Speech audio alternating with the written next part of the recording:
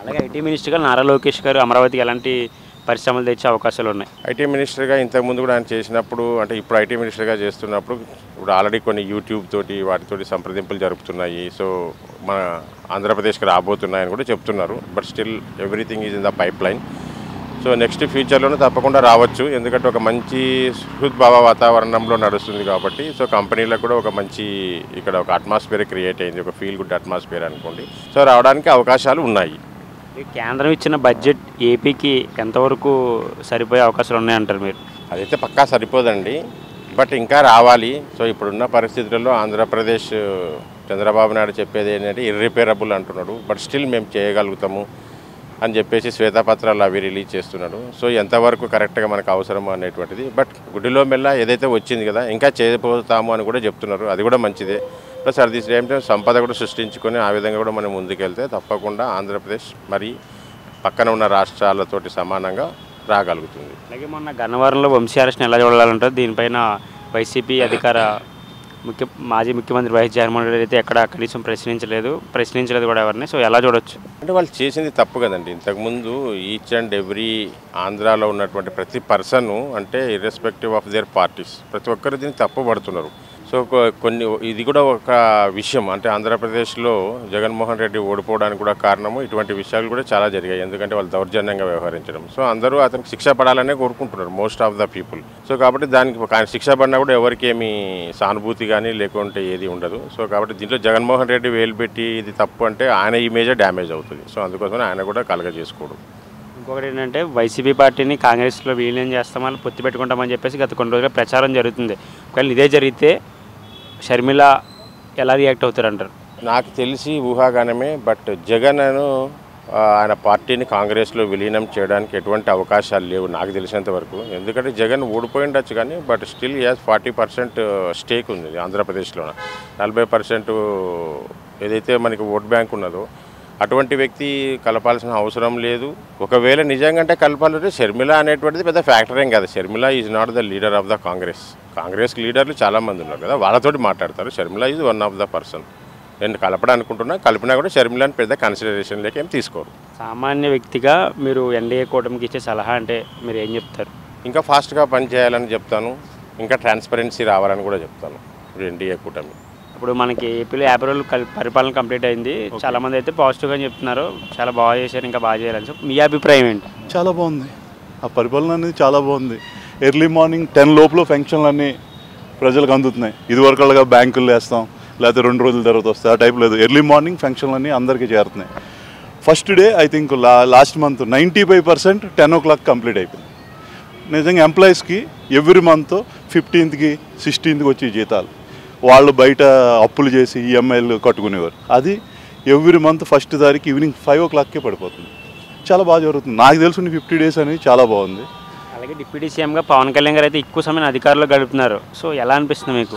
చాలా బాగుంది. ఒక నిజాయితీ బోర్డు మామూలు రాజ్యాంగ అధికారం వస్తే ఎలా ఉంటుంది అనే దానికి నిదర్శనం. చాలా బాగా చేస్తున్నాడు. ఫ్యూచర్లో కూడా ఆయన ఇలాగే చేయాలి, సినిమాల మీద అది కాన్సన్ట్రేషన్ కాకుండా ఈ విధంగానే రాజ్యాధికారం చేస్తే బాగుంటుందని నా ఒపీనియన్. అలాగే ఐటీ మినిస్టర్గా నారా లోకేష్ గారు అయితే అమరావతికి ఎలాంటి పెట్టుబడులు సమస్యలు వచ్చే అవకాశాలు ఉన్నాయంటారు? అది సూపర్ అండి.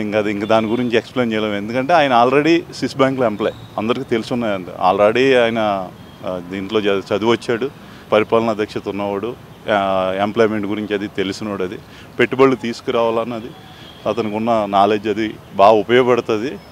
100% మోర్ దెన్ 5 yearsలో ఏపీ అనేది మన 23 states ఏదో ఉన్నాయి, దాంట్లో కనీసం అట్లీస్ట్ 6th, 7th ప్లేస్లోనే ఉంటుందని నేను ఎక్స్పెక్ట్ చేస్తాను 5 years. కేంద్రం ఇచ్చిన బడ్జెట్ ఏపీకి ఎంతవరకు సరిపోయే అవకాశాలు ఉన్నాయంటారు మీరు? అసలు సూపర్ అండి.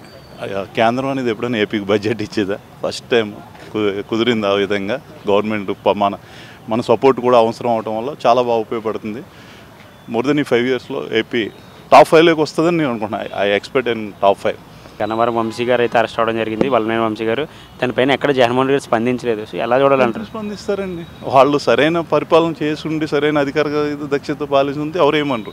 వాళ్ళు మాట్లాడింది ఎంతసేపు పాలకుల్లా కాకుండా ఏదో వన్ సైడ్గా మేము ఒకళ్ళతో ట్రావెల్ చేస్తున్నాం, వాళ్ళకి సపోర్ట్గా మాట్లాడాలి. కానీ వాళ్ళు ఎప్పుడు అంటే పాయింట్ ఎప్పుడు మాట్లాడలేదు కదా, అందుకే జనాల్లో కూడా పెద్ద ఫీలింగ్ లేదు.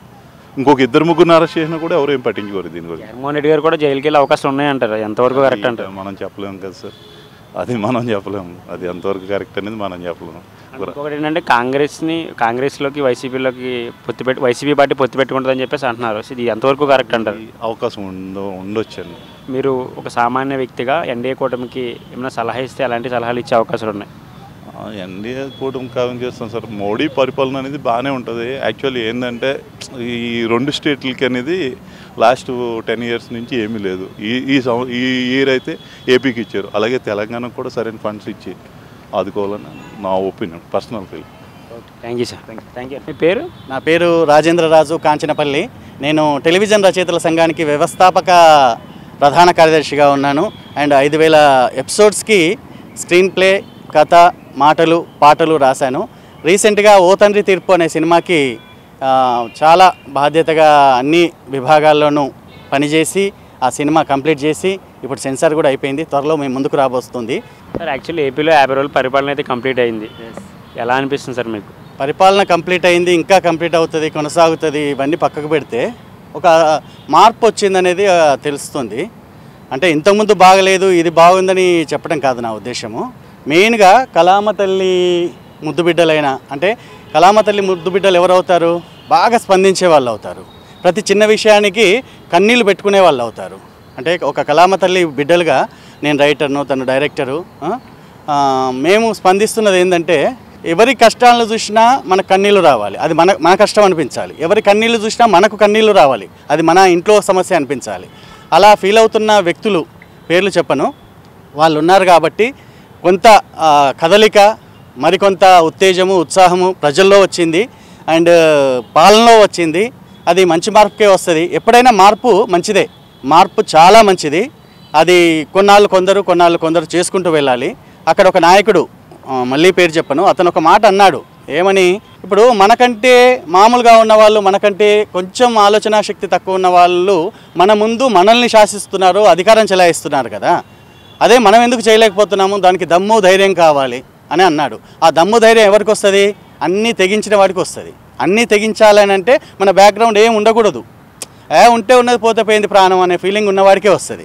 కోట్లు ఉండి ఆ అద్భుతమైన అధికారం చెలాయించే ఒక అద్భుతమైన మార్గం ఉండి మార్గదర్శిగా ఉన్న వ్యక్తి, నేను తెగిస్తాను, నేను పోయినా పర్వాలేదు, నేను ఏమైనా చేయగలను అనే వ్యక్తి ఇప్పుడు ఆంధ్ర రాజకీయాల్లో ఉన్నాడు. కాబట్టి మార్పు చాలా మంచిగా వస్తుంది. ఎందుకంటే తను నాకు తెలిసి ఒక ప్రైమ్ మినిస్టర్ను కూడా మెప్పించగలిగి, అతడిని ఒప్పించగలిగి, అతడి పక్కన కూర్చోగలిగే శక్తి, సత్తా ఉన్నవాడు ఇంతవరకు నేను దాదాపు ఏ నాయకుని చూడలే. అందరూ వెళ్ళి ఏదో ప్రాధేయపడడం లాగా, నమస్కారం చేయడం లాగా ఉన్నారు. కానీ తనని చూస్తే ఒక దైవాంశ సంభూతుడైన మోదీ గారు కూడా ఆయనను చూసి ఉత్తేజంగా ఫీల్ కావడం, ఆయన చూసి ఏదో ఉత్సాహంగా ఉండటం అనేది నాకు బాగా కదిలించిన విషయం. టోటల్గా ఏపీ పరిస్థితి బాగుంటుంది, ఇంకా బాగుంటుంది. మార్పులు ఎప్పుడైనా మంచికే దారితీస్తాయి. Thank you so much. కళామ తల్లి ముద్దుబిడ్డగా తెలుగు పరిశ్రమకి ఎలాంటి మంచి ఇంకా అభివృద్ధి జరిగే అవకాశాలు ఉన్నాయంటారు? ఏపీ అమరావతి కూడా రమ్మని చెప్పేసి చంద్రబాబు నాయుడు గారు బిఫోర్ కూడా చెప్పారు. సో ఒకవేళ వెళ్ళే అవకాశాలు ఉన్నాయి ఇక్కడ నుంచి అక్కడ పరిశ్రమ? సినిమా ఇండస్ట్రీయా బ్రదర్, ఇప్పుడు చెప్పాలంటే పుట్టింటి లాంటిది ఇది. హైదరాబాదు, తెలంగాణ అని వేరు చేయటం లేదు నేను. పుట్టింటి లాంటిది ఇది. ఈ పుట్టింటిని విడిచిపెట్టి వెళ్తాము అంటే కన్న ఊరిని వదిలిపెట్టి దుబాయ్కి వెళ్తాము, అమెరికాకి వెళ్తాము. అట్లాగా ఒక 2 రాష్ట్రాలు విడిపోయాయి. ఇవి ఎప్పుడు ఉమ్మడి రాష్ట్రాలే, కలిసి ఉన్న రాష్ట్రాలే. అక్కడ స్టూడియోలు డెవలప్ కావాలి, అక్కడ కళాకారులు ఉన్నారు, పాపం వాళ్ళు ఇక్కడికి రావడానికి ఇబ్బంది పడవచ్చు. ఎందుకంటే కళాకారులు వచ్చినంత మాత్రానికి ఉపాధి వెంటనే దొరకదు. ఇక్కడ ఫుట్పాత్ల మీద, పార్కులలో ఉన్న వాళ్ళని చాలామందిని చూస్తున్నాము. మా అన్నయ్య సహకారంతో చాలామందికి మేము చేయూతనిచ్చాము. ఏదైతే కోరికతో, ఆశయంతో అమ్మను వదిలిపెట్టి ఇక్కడికి వచ్చారో, ఇక్కడ మేము ఒక అమ్మగా, అంటే పిన్న తల్లి కావచ్చు, పెద్దమ్మ కావచ్చు, ఏదో ఒక తల్లిగా మేము ఆసరాగా ఉంటున్నాము. ఆర్టిస్టులకు, రచయితలకు, డైరెక్షన్ డిపార్ట్మెంట్ వాళ్ళకి మేమంటూ ఒక చిన్న స్టూడియో పెట్టుకున్నాము ఇక్కడ కృష్ణానగర్లో. అక్కడ అందరికీ మాకు చేతనైనంత సహాయం చేస్తున్నాము. అట్లాగే అక్కడ పెట్టుకుంటే అక్కడి వాళ్ళకు సహాయం అవుతుంది. ఇది అక్కడ డెవలప్ కావాలి, ఇక్కడ కావద్దు, ఇక్కడ నుంచి అక్కడికి షిఫ్ట్ కావాలి, షిఫ్టింగ్లు లేవండి. ఎక్కడైనా అక్కడ ఒక దేవాలయము, ఇక్కడ ఒక దేవాలయం లాగా, అక్కడ భక్తులు ఇక్కడ భక్తుల్లాగా అంతటా సమానంగా ఉండాలి. ఇండస్ట్రీ 2 రాష్ట్రాల్లోనూ సమానంగా అభివృద్ధి చెందాలి. అక్కడి వాళ్ళకి అవకాశాలు రావాలి, ఇక్కడ వాళ్ళకి అవకాశాలు రావాలి. Thank you. సరే, good name? Venugopal. Sir already ఏపీలో 50 days పరిపాలన అయితే కంప్లీట్ అయింది. సో మీకు ఏమనిపిస్తుంది? AP is one of the growth engine like ఇప్పుడు చూస్తే ప్రజెంట్ ఏరాలో ఏపీకి ఉన్న వనరులు, ఏపీకి ఉన్న అభివృద్ధి ఏదైతే ఛాన్సెస్ ఎక్కువైతే ఉన్నాయో అది ఎప్పుడూ ఉంటాయి. కాకపోతే కంటిన్యూటీ అనేది ఇప్పుడు నారా చంద్రబాబు నాయుడు గారు ఉన్నారు, వాళ్ళు ఏదైతే విధంగా అయితే పరిపాలన సాగిస్తున్నారో బ్రైట్ ఛాన్సెస్ ఉన్నాయి ఇంకా ఫ్యూచర్లో అనిపిస్తుంది. ఇప్పుడైనా డిప్యూటీ సీఎంగా పవన్ కళ్యాణ్ గారు అయితే సినిమాలు కూడా పక్కన పెట్టి ఎక్కువ అధికారులతోనే సమయాన్ని అయితే గడుపుతున్నారు. సో ఏమనిపిస్తుంది సార్ మీకు? అంటే ఆయన మైండ్ సెట్, ఆయన ఏదైతే అనుకుంటున్నారో అంటే పరిపాలన అభివృద్ధి అని ఏదైతే ఎక్కువ శాతం ఆయన కాన్సన్ట్రేట్ చేస్తున్నారో దానివల్ల ఇంకా బ్రైట్ ఛాన్సెస్ ఉంటాయి. ఎందుకంటే ఆయనకున్న ఆలోచన ఏదైతే ఉందో, ఆయన ముఖ్యంగా ఇంత ఫామ్లో ఉన్నప్పుడు సినిమాల నుంచి ఆయన పాలిటిక్స్లో జాయిన్ అయ్యారు కాబట్టి ఆయన ఏదో ఒక గోల్ ఉంది, ఆయన ఆ గోల్ని అచీవ్ చేయడానికి ఆయన ఏదో ఫుల్ఫిల్ చేస్తారనిపిస్తుంది. అలాగే ఐటీ మినిస్టర్గా నారా లోకేష్ గారు అయితే ఉన్నారు సార్ ప్రజెంట్ మనకి. ఆయన ఎలాంటి సంస్థలని అండ్ కంపెనీస్ ఏపీకి అమరావతికి తెచ్చే అవకాశాలు ఉన్నాయంటారు? అంటే ఆయన very well educated and all through out the year ఆయన యూఎస్లో వేరే కంట్రీస్లో ఉన్నారు కాబట్టి ఆయన చేసే చాలా స్కోప్ ఉంది. ఎందుకంటే ఏ విధంగా అయితే ఆయన ఇనిషియేటివ్స్ తీసుకున్నారో డైరెక్ట్ పీపుల్ టు కనెక్ట్ అని, ఆ విధంగా ఆయన ముందుకు వెళ్ళే ఛాన్సెస్ ఎక్కువ ఉన్నాయి. ఇంకొకటి ఏంటంటే కేంద్రం బడ్జెట్ ఇచ్చింది ఏపీకి, మీరు ఆల్రెడీ చూసే ఉంటారు సార్. బడ్జెట్ ఏపీకి ఏమైనా సరిపోయే అవకాశాలు ఉన్నాయంటారా? అంటే ఇప్పుడు ఉన్న దాంట్లో అభివృద్ధి చేసుకుంటూ ఇంకా వనరులను సమకూర్చుకోవడం చంద్రబాబు నాయుడు గారు ఎప్పటి నుంచో దాంట్లో ఎక్సలెంట్. సో ఇప్పుడు ఏదైతే వచ్చిందో దాన్ని బట్టి ఇంకా ఆయన మెరుగుపరుచుకునే అవకాశం ఉంది. అలాగే ఫ్యూ డేస్ బ్యాక్ గన్నవరంలో వల్లభనేని వంశీ గారు అరెస్ట్ అయ్యారు సార్. బట్ దాని మీద జగన్మోహన్ రెడ్డి గారు ఎక్కడ స్పందించలేదు. సో దీన్ని ఎలా చూడొచ్చు అంటారు? అంటే ఇప్పుడు పాలిటిక్స్లో అంత డీప్గా మనము చెప్పలేము, కానీ కాకపోతే ఏ విధంగా అయితే అభివృద్ధి ఉందో దానిపైన మెయిన్గా కాన్సన్ట్రేట్ చేయడం బెటర్. ఇంకొకటి ఏంటంటే సార్, వైసీపీ కాంగ్రెస్లో పొత్తు పెట్టుకుంటుందని చెప్పేసి ఊహాగానాలు అయితే జరుగుతున్నాయి గత కొన్ని రోజులుగా. ఒకవేళ నిజంగా అదే జరిగితే షర్మిల గారి పరిస్థితి ఏంటి? అవి ఊహాగానాలే కదా, ఇప్పుడు ఏం వాస్తవంగా ఏం బయటికి రాలేదు దానిపైన.